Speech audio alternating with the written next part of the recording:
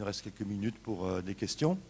Donc 2 de nos intervenants ont dû partir, mais il en reste 2 quand même.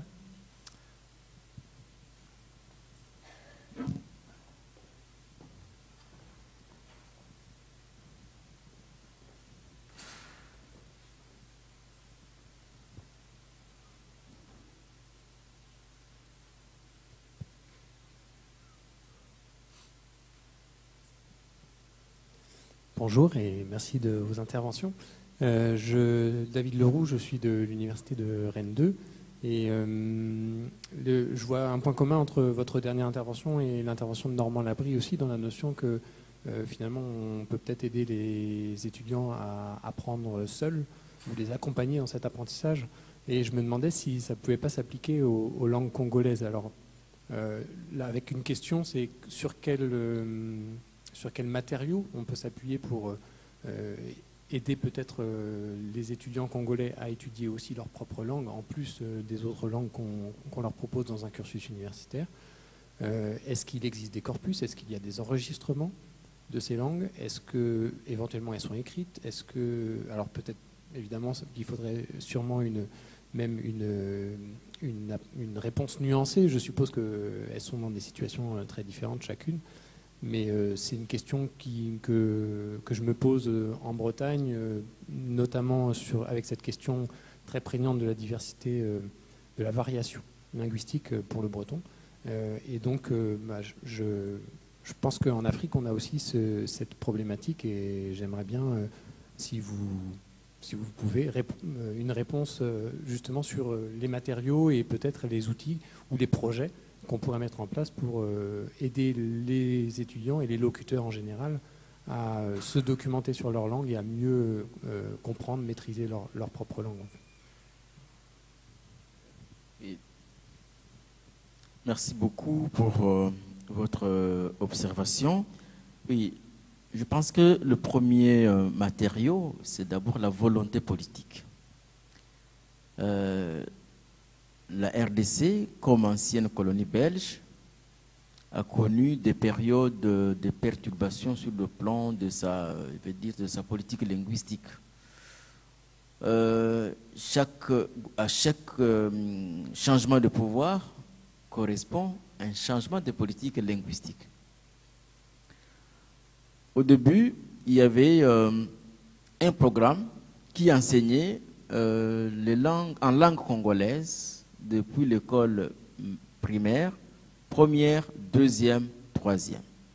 Et les élèves ne pouvaient accéder au français qu'à partir de la 4e année, 4e, 5e, 6e.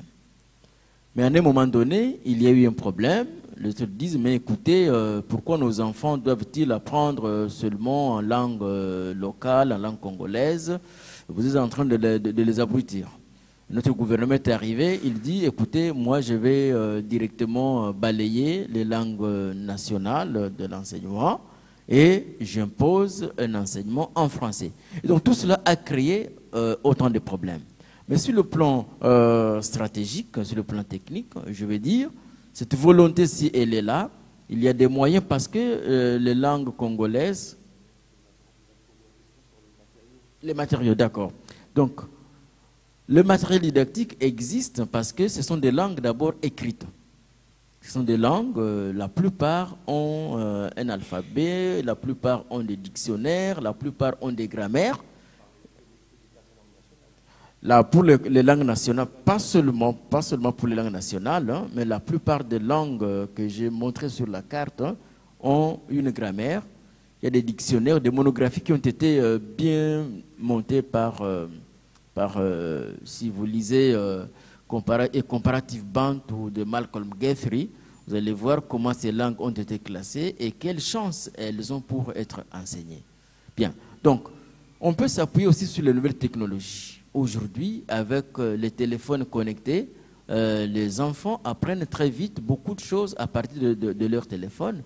Et en recourant à ces moyens-là, il y a la possibilité de promouvoir ces langues parce que avec de petits textes, avec des vidéos, les enfants, je vois mes enfants qui se filment eux-mêmes et qui commencent à critiquer. Ah, là, j'ai mal parlé, je n'ai pas bien prononcé le mot en français. Évidemment, je devais dire ceci ou cela. Je reprends. Donc, vous imaginez, avec les nouvelles technologies, il y a moyen qu'on puisse améliorer. Donc, il est possible qu'on puisse y arriver s'il y a une volonté.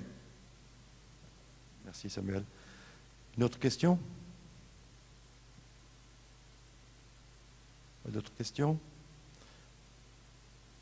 Bon, je voudrais juste ajouter que la question des matériaux est effectivement importante pour ces langues. Et il n'y a pas grand-chose, je pense, quand même, dans les langues africaines. L'an passé, je voulais faire un travail sur... il me fallait un petit corpus de langues africaines. Je n'en ai pas trouvé. Pour finir, j'ai trouvé une thèse en chimie écrite par un Congolais, en lingala.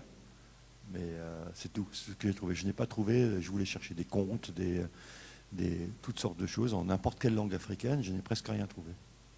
Donc il n'y a pas quand même grand-chose. Quand on était au Ghana l'an passé, j'ai fait une conférence, j'ai proposé qu'on mette en place avec des universitaires une quête, un travail local d'enregistrement des langues locales par des chercheurs confirmés, locuteurs de cette langue. Voilà. Bon, s'il n'y a plus de questions, on arrête là. Je vous remercie tous les deux.